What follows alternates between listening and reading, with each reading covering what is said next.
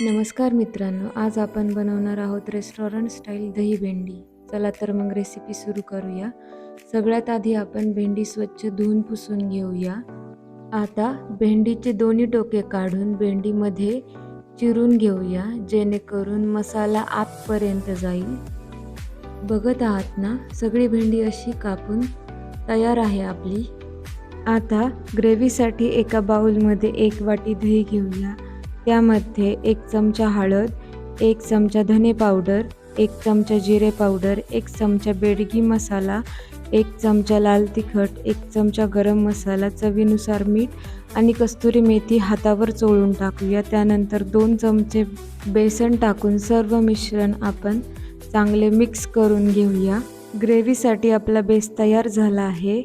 आता एका पॅनमध्ये 2 चमचे तेल टाकून चिरून घेतलेली भेंडी आपण मस्त फ्राय करून घेऊया. भेंडीवर हलके स्पॉट दिसायला पाहिजे, जेणेकरून ती शिजण्यास तयार होईल. भेंडीमध्ये थोडे मीठ टाकून परत एकदा सगळे मिश्रण परतून घेऊया. आता ही तयार भेंडी आपण एका प्लेटमध्ये काढून घेऊया. आता पॅनमध्ये 2 ते 3 चमचे तेल घेऊया. फोडणीसाठी तेलामध्ये 1 चमचा हिंग, 1 चमचा मोहरी आणि 1 चमचा जिरे टाकून घेऊया.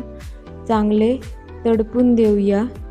त्यानंतर त्यामध्ये 1 बारीक चिरलेला कांदा घालून घेऊया आणि कांदा चांगला सोनेरी होईपर्यंत परतून घेऊया.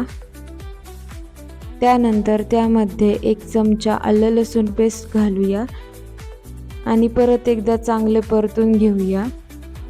आता तयार केलेले दही मसाल्याचे मिश्रण पॅनमध्ये टाकून घेऊया. ते कंटिन्यू हलवत राहूया, जेणेकरून आपलं दही फुटणार नाही आणि मसालाही चांगला परतला जाईल. तेल सुटेपर्यंत मसाला चांगला भाजून घेऊया. त्यानंतर आपल्या कन्सिस्टन्सीनुसार त्यामध्ये पाणी ॲड करून घेऊया आणि त्याला एक चांगली उकळी येऊन देऊया. आता उकळलेल्या ग्रेव्हीमध्ये भाजून घेतलेली भेंडी घालूया आणि हलक्या हाताने सर्व मिक्स करून घेऊया.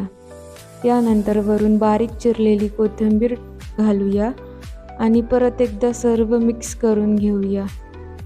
आता पॅनवर झाकण ठेवून 5 मिनिटे वाफ काढून घेऊया, जेणेकरून भेंडी ग्रेव्हीसोबत चांगली एकजीव होईल. आपली दही भेंडी तयार आहे. ही गरमागरम दही भेंडी चपातीसोबत सर्व करा आणि मजा घ्या. कशी झाली हे कमेंटमध्ये नक्की सांगा.